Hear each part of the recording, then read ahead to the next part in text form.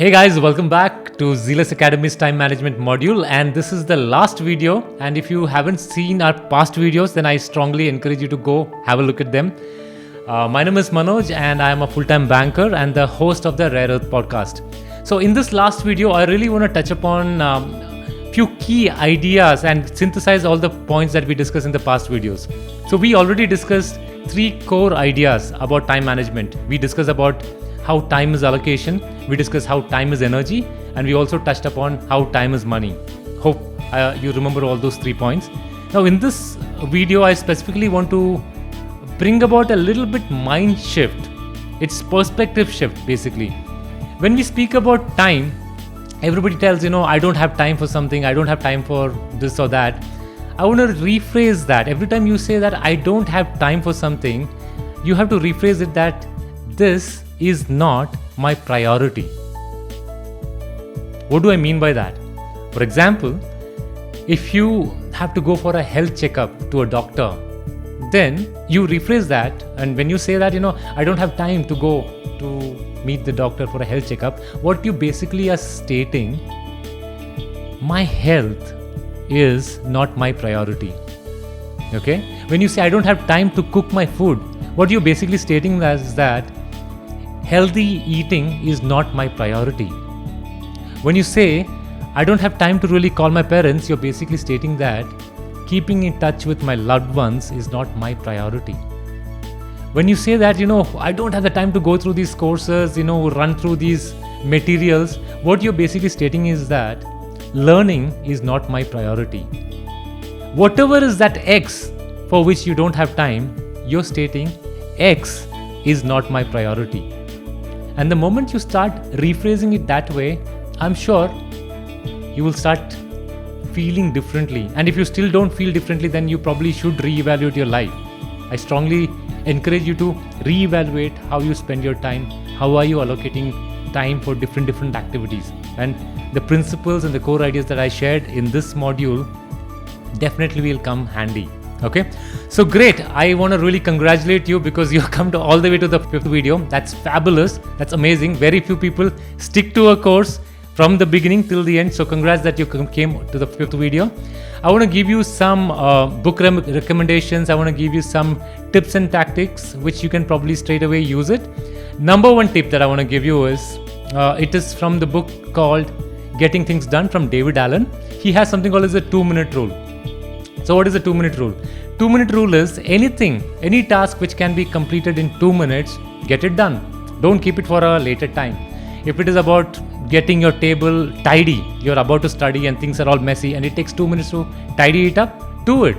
If you're leaving some things on the table at some place and it takes you just 2 minutes to take that thing and keep it organized, do it. Okay? So that is called the 2-minute rule. Okay? Very simple, very easy to remember. The second point is establishing routines. What do I mean by that? If you actually develop a habit of getting up at a set time, doing your exercise at a set time, studying at a set time, exercising at a set time, going to bed at a set time, okay, you are building an order to your life. And what is the benefit of building these routines? Like any good habit or any action which you do repeatedly over a period of time, you make it a habit. And when you make it a habit, you really don't have to spend so much time thinking about it. For example, when you get up in the morning and when you have to brush your teeth, do you spend your time contemplating, should I brush my teeth or not? It is automatic, right? Why is that? Because you have spent years and years and years training yourself just brushing your teeth. So it's become an automatic habit. Similarly, if you start building routines around your daily activities, after a point in time, you will realize that you don't have to spend your energy and thinking about those activities because it will happen in automatically. And those habits over a period of time will give you that power to really control your day, control your time. So that is the second point. And the third important point is actually calendar blocking. Okay, this is a very simple concept. You can do it on a daily basis, you could do it on a weekly basis, you could do it on a monthly basis. What do I mean by that is, look at your calendar, highlight all the key important activities that you need to get done. Mark them on your calendar. Okay, block those specific time slots. And you can plan it for the entire week, you can plan it for the entire month. Once you do this activity, it will require you to think a little bit, spend some time. Once you block your calendar, every single day when you open your phone or you look at your smart device, your day is already taken care of. All your key events which needs to get done is already marked. You don't have to really strain your brain planning what needs to be done. Things are in order. Okay, so that's pretty much what I wanted to share with you. And there are some book recommendations which I think would be highly beneficial if you really investigate and study a little more.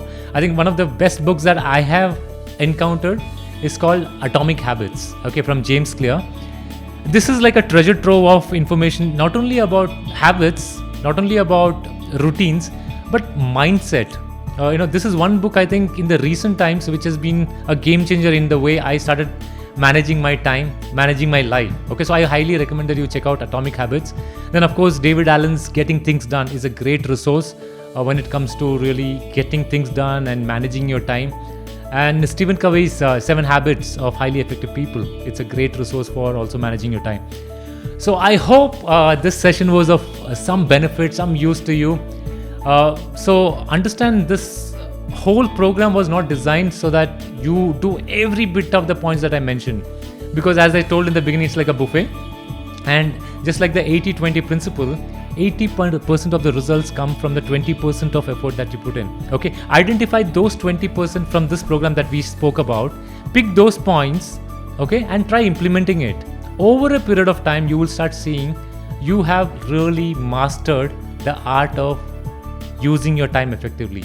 Okay, so I really congratulate you for coming this far. I think you've done fairly well coming to the 5th video of this module. And I hope if you really get some value out of this, you think this really made a difference in the way you look at time, then please give us a like, subscribe to this channel and share it with your friends. So I hope I see you in the other modules next. With that, we end this session. Thank you.